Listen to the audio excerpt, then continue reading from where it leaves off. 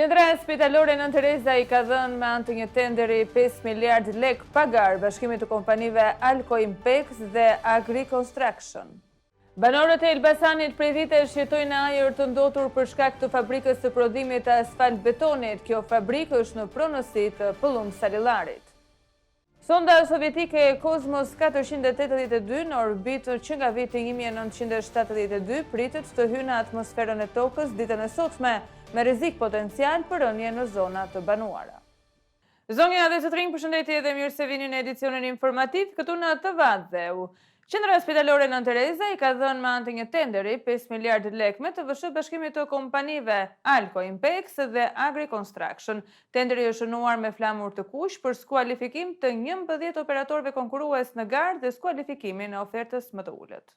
Mbi 5 miliard lek me të vëshë I ka dhënë QSUT, NIP-it të Sadria Bazit dhe Petrit Patushit në një tender të fundit në rikonstruksionin e godinës së djegje plastikës në këtë institucion. Tenderi është shënuar me flamur të kuq për 2 shkelje galopante, fillimisht për skualifikimin e 11 operatorëve konkurrues në garë dhe skualifikimin e ofertës më të ulët.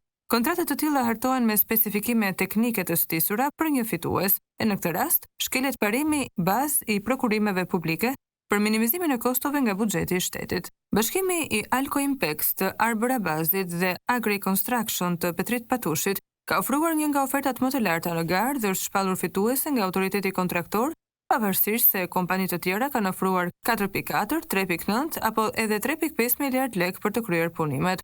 Kompanitë e oligarkëve të ndërtimit kanë ofruar vlerën më të lartë për të dhënë nga buxheti I shtetit për të futur në xhepat e tyre.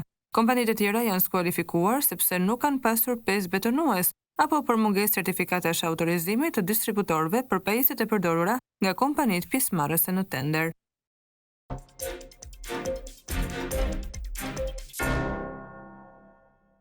Një qytetar nga Elbasani ka denoncuar situatën alarmante të ndotjes së këtij qyteti nga fabrika e prodhimit të asfalt betonit. Ai shton se banorët e Elbasanit prej vitesh jetojnë në ajër të ndotur dhe se nuk është marrë asnjë masë konkrete nga qeveria. Pamjet e siguruara nga një qytetar I Elbasanit të filmuara rreth orës 22:30 minuta të ditës së djeshme, tregojnë një situatë alarmante të ndotjes së ajrit në këtë qytet. Në video shihen qartë shtollunga të dendura tymi të zi që ngrihen nga një fabrikë për prodhimin e asfaltit dhe betonit, e cila sipas denoncuesit I përket oligarkut Pëllumb Salillari. Kjo situatë është e përsëritur dhe përbën një realitet të përditshëm dhe të përnaçëm për banorët e Elbasanit, të cilët prej vitesh jetojnë në ajër të ndotur pa asnjë ndërhyrje apo pa asnjë masë konkrete nga autoritetet shqiptare. Mesazhi I qytetarit: Përshëndetje, shikoni çfarë bëhet në Elbasan në orët e vona të natës. Ku është shteti këtu?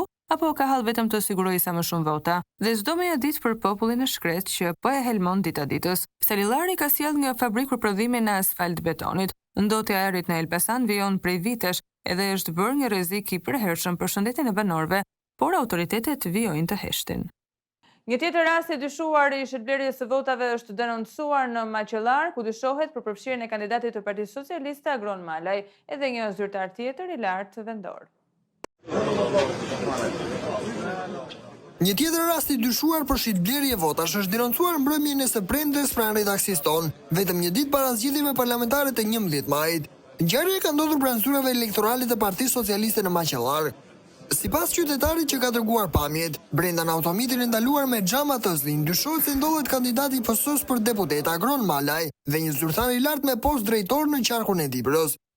Sipas informacioneve paraprake, dyshohet për përfshirjen në shpërndarje parash për blerje votash. Pamjet filmike të dërguara tregojnë automitin në fjalë të bllokuar nga policia dhe disa persona të tjerë civil.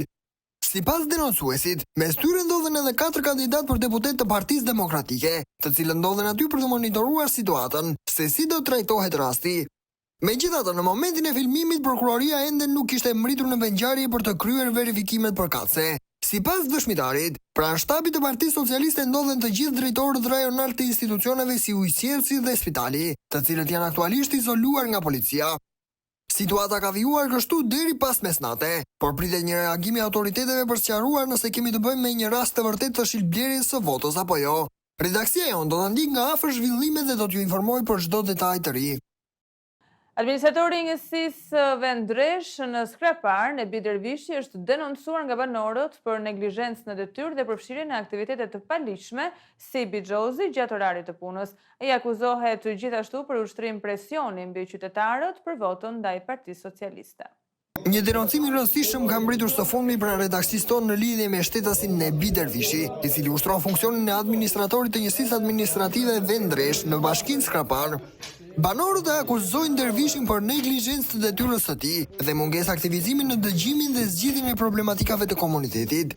Zyrtari lokal, përveç se ka harruar hallet e banorëve, duket se ka edhe një vestë të keq, bixhozin. Në disa pamje që kanë mbritur në redaksin ton, Dervishi shihet duke luajtur poker në mes të një lokali me njerëz, teksa pije dhe cigare. Denoncuesi thotë se ky aktivitet i paligjshëm zhvillohet në orar të punës. Për më tepër, akuzat e banorëve përfshin edhe presion ndaj tyre për të votuar Partinë Socialiste në zgjedhje që pritet të mbahen të dielën. Qytetarët që kanë ngritur zërin kërkojnë ndërhyrjen e menjëhershme nga institucionet përgjegjëse, me qëllim shkarkimin e Dervishit dhe zëvendësimin me një përfaqësues që dëgjon dhe angazhohet realisht për komunitetin. Jam i bindur që ky luan me lekët që u merr hallexhinjve. Njerëzit kanë nevojë për një administrator që të jetë palë me popullin, jo me bixhozgjinjt dhe me krimin, shkruan ndër të tjera denoncuesi.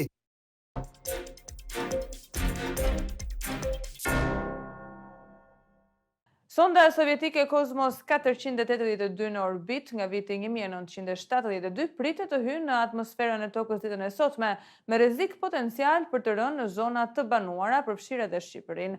Ekspertët paralajmërojnë se hyrja është e pakontrolluar dhe qytetarët duhet të qëndrojnë të informuar. Një pjesë e një anije kozmike e sovjetike nisur që në vitin 1972 pritet të hyjë në atmosferën e tokës ditën e sotme. Bëhet fjalë për sondën Cosmos 482, e cila ishte dërguar nga Bashkimi Sovjetik drejt Venusit, por për shkak të një defekti mbeti në orbitën e tokës për më shumë se 50 vite. Sipas Agjencisë Evropiane të Hapësirës, hyrja e saj në atmosferë parashikohet të ndodhë rreth orës 7:49 të mëngjesit me orën lokale të Shqipërisë me një margj gabimi prej plus-minus 4 orë e 26 minuta. Pra, çdo moment të orës 3:23 dhe 12:15 të paraditës sipas orës lokale në Shqipëri. Cosmos 482 ka një trup të fuqishëm titane me një diametër rreth 1 metër dhe peshon rreth 495 kg, mjaftueshëm e rëndë dhe e qëndrueshme për të mbijetuar gjatë hyrjes në atmosferë dhe për të arritur deri në sipërfaqen e tokës. Shqetësues është fakti se askush nuk e di me saktësi ku do të vjerë.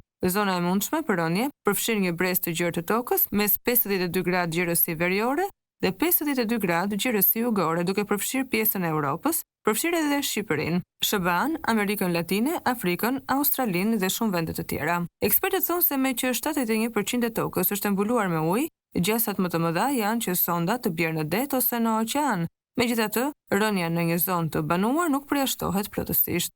Objekti është i rëndë dhe mund të ketë një fuqi shkatëruese, paralajmëroi eksperti Jonathan McDowell. Ai theksoi se për shkak se hyrja është e pakontrolluar, askush nuk mund ta ndalojë apo ta devijojë. Deri tani agjencitë hapësinore po ndjekin me radar dhe teleskop trajektoren e sondës, por informacionet për vendndodhjen e saktë të rënjes do të jenë të mundshme vetëm pak para hyrjes në atmosferë. Qytetarët këshillohen të qëndrojnë të informuar, sidomos nëse jetojnë në zona që mund të përfshihen në këtë brez.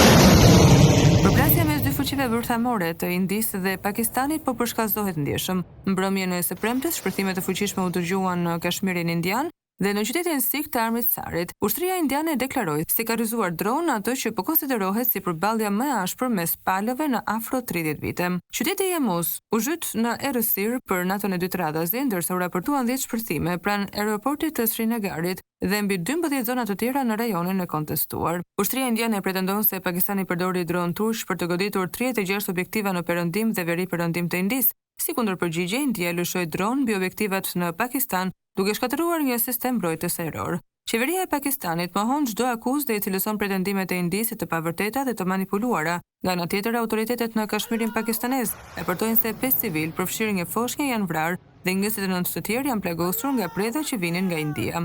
Situata është përshkallëzuar pas një sulmi të përgjakshëm ndaj turistëve hindu në Kashmirin indian muajin e kaluar. Të dyja palët kanë shkëmbyer zjarr artillerie, raketa dhe dronë në hapësirat ajrore përkatëse. Deri më tani raportohet se ka arritur në 48 Megjithëse shifrat nuk janë të verifikuara në mënyrë të pavarur. Banorët janë evakuuar nga zonat kufitare, turistët po largohen me panik, shkollat janë mbyllur dhe turneu prestigjioz i kriketit i IPL në Indi është pezulluar. Gjithashtu autoritetet portuale indiane janë urdhëruar të shtojnë masat e sigurisë për shkak të rrezikut në rritje, ndërkohë bursat indiane kanë humbur mbi 83 miliard dollar në 2 ditë, ndërsa tregjet në Pakistan kanë shënuar rritje për shkak të një pauze të përkohshme të dhunës në territorin e tyre.